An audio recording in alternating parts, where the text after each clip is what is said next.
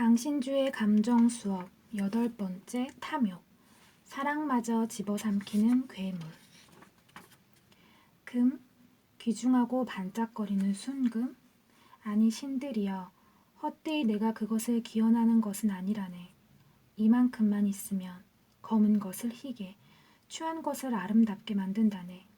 나쁜 것을 좋게, 늙은 것을 젊게, 비천한 것을 고귀하게 만든다네. 문둥병을 사랑스러워 보이게도 하고 도둑을 영광스러운 자리에도 앉힌다네. 그리고 원로원 회의에서 도둑에게 자기와 궤배와 권세까지 부여한다네. 이것은 늙어빠진 과부에게 청혼자를 데리고 온다네. 양로원에서 상처로 인해 심하게 굶고 있던 그 과부가 메스꺼움을 떨쳐버리고 향수를 뒤집어 쓰고 젊어져 5월의 청춘이 되어 청혼한 남자에게 간다네. 셰익스피어의 아테네의 티문에서 3악 3장에 등장하는 대목이다. 산업자본주의가 발달하기 이전에도 인간은 돈에 집요하게 집착하고 있었나 보다. 그러니까 돈에 대한 탐욕은 19세기 산업혁명 이후 우리 삶을 지배하게 된 자본주의 시대에만 국한되는 건 아니었다. 셰익스피어의 탄식처럼 부유함은 모든 것을 좋고 젊고 고귀하고 심지어 사랑스럽게 만들 수 있는 마력을 가지고 있다. 그렇지만 그의 탄식 이면에는 그래도 검은 것은 검은 것이고 나쁜 것은 나쁜 것이며 추한 것은 추한 것이라는 역설, 반대로 흰 것은 흰 것이고 좋은 것은 좋은 것이며 아름다운 것은 아름다운 것이라는 낭만주의적 확신이 깔려있다. 그렇지만 19세기 이후 산업 자본주의 시대가 본격적으로 열리면서 인간은 그나마 그때까지는 비록 명목상으로라도 유지했던 낭만적인 외투마저 과감히 벗어버리게 된다. 이제 돈으로 매매할 수 없는 것들은 고귀한 가치를 가진 것이 아니라 가치가 없는 것으로 전락하게 되었다. 돈으로 거의 모든 것을 구매할 수 있게 되면서 동시에 탐욕은 인간의 욕망 중 가장 지고한 권자에 오르게 된 것이다. 그렇다면 감정의 철학자 스피노자는 탐욕을 어떻게 이해하고 있었을까 궁금해진다. 탐욕이란 부에 대한 무절제한 욕망이자 사랑이다. 스피노자의 말처럼 무절제하게 부를 욕망하고 사랑하는 것이 바로 탐욕이라는 감정의 실체다. 그러니까 탐욕에는 중용이 있을 수가 없다. 탐욕의 상태는 목이 말라서 바닷물을 마신 상태에 비유할 수 있기 때문이다. 바닷물을 마시면 잠시 동안 갈증은 해소된다. 그렇지만 얼마 지나지 않아 과거보다 더 강한 갈증이 찾아오게 된다. 불교에서는 가래라는 말이 있다. 목이 마르는 애착이라는 뜻이다. 마실수록 더 마시게 되는 밑도 끝도 없이 치명적으로 중독적인 욕망이 바로 가래이자 탐욕인 셈이다. 이제 충분히 돈을 벌었으니 지금부터는 삶을 영위하도록 하자. 바로 이런 절제력이 탐욕에서는 거의 불가능하다. 법적으로나 사회적으로나 최저 생계비는 정해질 수 있지만 최대 생계비는 정할 수 없다는 것. 이것만큼 자본주의 시대에 사는 사람들의 욕망을 규정하는 것도 없을 것이다. 연봉이 3천만 원인 사람은 5천만 원으로 오르기를 원한다. 소원이 이루어졌을 때 그는 이것으로 만족할까? 아니다. 그는 1억 원의 연봉을 원하게 된다. 돈은 죽은 뒤의 천국과도 같은 막연한 행복을 약속하는 것이 아니다. 살아있는 바로 이 순간 돈은 우리에게 지상의 쾌락을 약속하기 때문이다. 일확천금의 돈이 갑자기 들어왔을 때 행복에 대한 우리의 상상력은 극도로 커지게 된다. 크루즈 여행을 가야지. 그리고 람보르기니를 살 거야. 그리고 애인도 바꿔야 하지 않을까? 그 애는 이 돈에 어울리지 않아. 어쩌면 내 돈을 함께 쓰려고 덤벼들 거야. 얼마나 행복한 현실인가. 그래서 이렇게 말해도 좋을 것 같다. 3천만 원어치의 꿈도 있고 1억 원어치의 꿈도 있다고 말이다. 그러니 100억 원의 꿈을 꿀 수 있는 사람은 얼마나 행복하겠는가.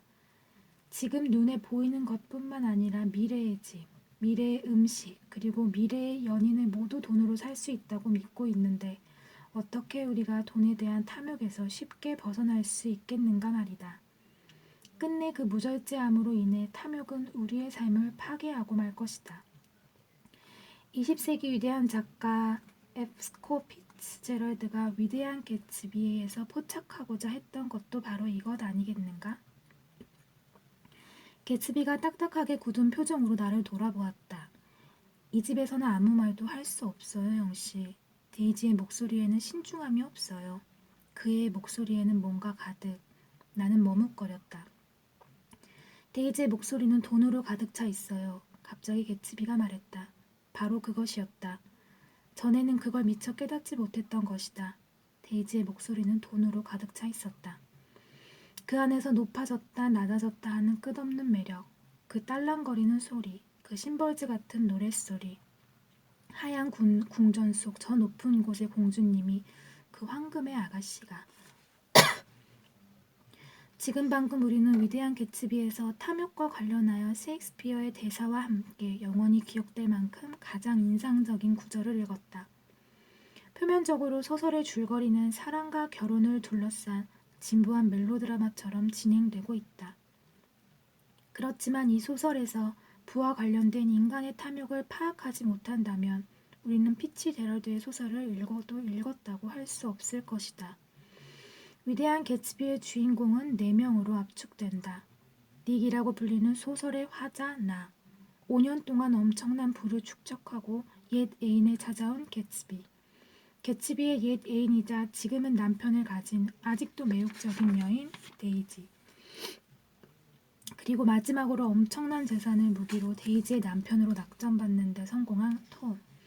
그런데 개츠비가 다시 등장하면서 데이지의 마음은 톰과 개츠비 사이에서 갈등하고 고민하게 된다. 사실 데이지에게 톰이나 개츠비는 모두 꼭두각시에 불과하다. 누가 더 많은 돈을 가지고 있느냐에 따라 배역의 중요성이 결정되는 꼭두각시 말이다. 현재 자신의 남편 톰도 그래서 매력적인 사람이다. 과거의 가난을 떨쳐버리고 엄청난 부자가 된 개츠비가 돌아오기 전까지는 말이다. 심지어 데이지는 톰과의 결별까지 심각하게 고민할 정도였다. 하긴 톰을 통해서, 아니 정확히 말해 톰의 돈을 통해서 꿈꿀 수 있는 것보다 개츠비를 통해 꿈꿀 수 있는 설레는 미래의 삶이 훨씬 더 매력적이었을 테니까. 그렇게 데이지라는 황금의 아가씨는 개츠비의 돈으로 새로운 꿈을 꾸면서 행복해한다. 높아졌다 낮아졌다 하는 끝없는 매력, 그 딸랑거리는 소리, 그 심벌즈 같은 노랫소리는 데이지의 마음이자 동시에 그녀를 사로잡고 있는 돈의 노래이기도 하다. 소설 전편을 통해 톰과 개츠비 사이에서 왔다 갔다 하는 데이지의 고뇌는 만족을 모르는 그녀 자신의 탐욕을 개츠비가 충족시켜 줄 수 있으리라 생각했기 때문에 발생한 것이다. 사랑의 고뇌 이면에는 탐욕의 고뇌가 또아리를 틀고 있었던 것이다. 데이지의 마음이 흔들리고 있을 때 이것을 눈치챈 톰은 개츠비의 재산 형성 과정이 불법적이어서 그의 부유함은 언제 무너질지 모르는 사상 누각과도 같다고 폭로한다. 그래서 바로 이 순간이 데이지가 개츠비가 아니라 다시 톰을 선택하는 결정적인 계기가 된다. 참으로 흥미롭기 그지없다. 개츠비가 데이지의 탐욕을 간파했던 것처럼 톰도 아내의 본성을 정확히 간파하고 있었으니 말이다. 그런데 실은 5년 전 가난한 장교 신분으로 개츠비가 데이지를 사랑했던 것도 바로 그녀의 부유함이 뿜어내는 환상 때문이었다는 점을 놓쳐서는 안 된다. 당시 개츠비는 데이지를 얻으면 그녀의 부유함이 가져다주는 달콤한 결실을 모두 가질 수 있으리라 생각했던 것이다. 데이지는 그가 난생 처음으로 알게 된 우아한 여자였다. 그는 온갖 숨겨진 능력을 발휘해 그런 부류의 사람들과 만나긴 했지만 그들과의 사이에는 언제나 눈에 보이지 않는 가시철조망이 가로놓여 있었다. 그는 그녀가 몹시도 탐났다. 결국 개츠비의 사랑도 탐욕에서 출발했던 셈이다. 그러니 사실 위대했던 것은 개츠비가 아닐 수 있다. 진정으로 위대한 것은 개츠비, 데이지 그리고 톰을 가로지르고 있는 탐욕 그 자체가 아니었을까? 그래서 소설의 진정한 주인공은 이 세 사람이 아니라 돈이었던 것이다.